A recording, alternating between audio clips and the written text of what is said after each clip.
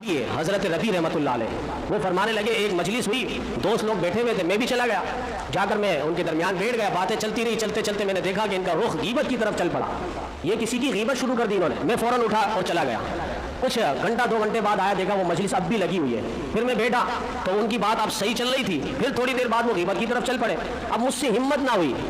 ہمت کمزور پکڑ گئی، میں وہیں بیٹھا رہا این تک، رات ہوئی اور میں چلا گیا گھر میں، جا کے میں سویا تو خواب میں دیکھتا ہوں ایک سیاہ فام حبشی انسان کی طرح ایک شخص میرے سامنے آتا ہے اور تشتری میں گوشت لے کر آتا ہے، اور وہ گوشت خنزیر کا گوشت ہوتا ہے، اور مجھے ربی رحمۃ اللہ علیہ بہت بڑے تابعی ہے، صحابہ کے بعد اور صحابہ کا زمانہ جنہوں نے پایا اس کو تابعی کہتے ہیں، صحابہ کو جنہوں نے دیکھا،